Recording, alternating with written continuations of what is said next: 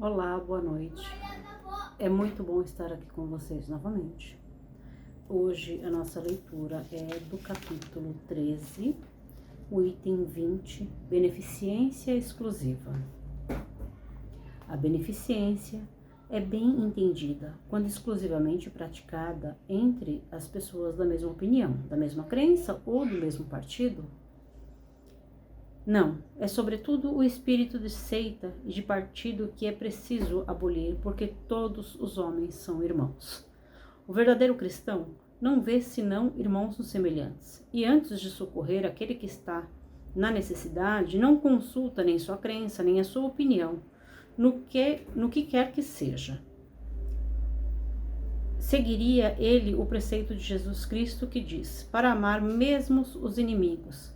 Se repelisse um infeliz por ter outra fé que não a sua, que o socorra, pois sem lhe pedir nenhuma conta da sua consciência.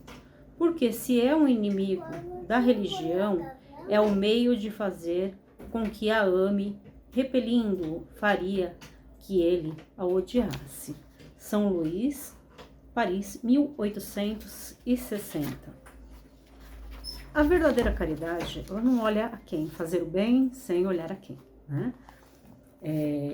Não devemos jamais verificar a crença de alguém, seja no que for, seja dentro da religião, partido político, time de futebol, enfim. Nada disso deve ser olhado. O que devemos olhar na hora de fazer a caridade é com amor para o nosso próximo, seja ele quem for, sem nenhum tipo de julgamento, porque nós não podemos julgar o outro, não estamos aptos para isso, não somos capazes de fazer um julgamento correto. Por quê? Em primeiro lugar, porque não nos cabe. Em segundo, porque nós sabemos muito pouco sobre nós mesmos, quem dirá sobre o outro, para poder tecer um julgamento correto.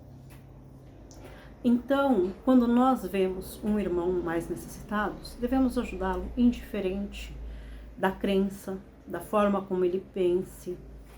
E ainda mais este último trecho aqui, ele fala muito, né? Ele fala muito bem sobre isso.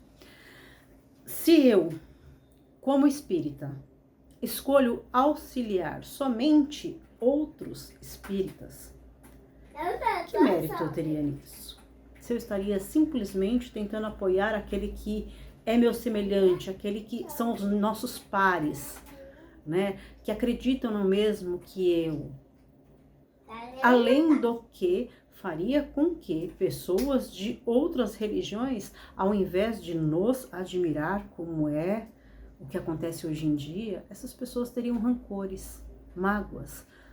Quantas pessoas não procuram a casa espírita buscando o auxílio material?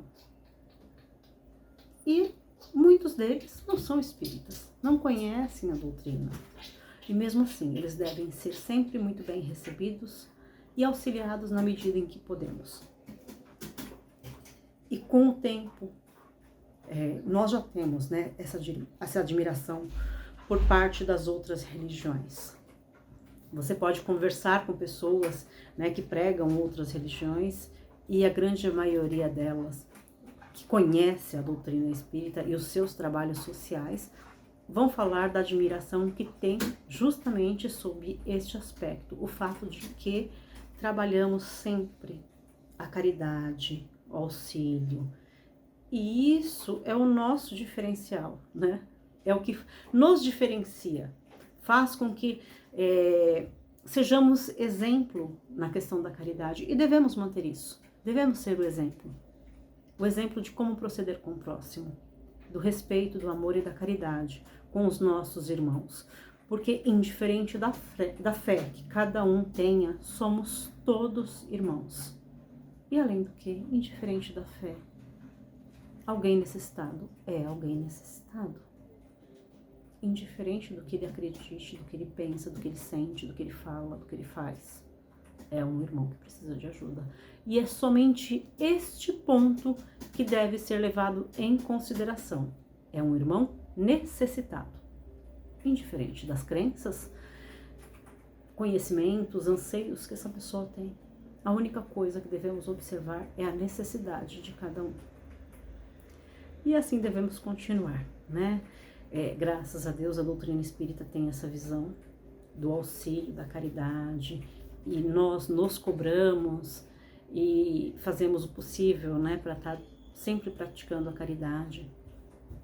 E aqui, nesse último capítulo, aprendemos um pouquinho mais a respeito da amplitude da questão da caridade, da beneficência, né? Sabemos hoje que a caridade não é só oferecer o pão, não é só oferecer uma roupa, ela também é escutar, é respeitar, é, acima de tudo, compreender o próximo. Então, eu acredito que estamos no caminho certo. Temos que continuar aprendendo, obviamente, e nos melhorando, mas seguindo nesse caminho de auxiliar o próximo, indiferente de quem seja o próximo. Queridos, muitíssimo obrigada por mais essa oportunidade abençoada de estar aqui com vocês.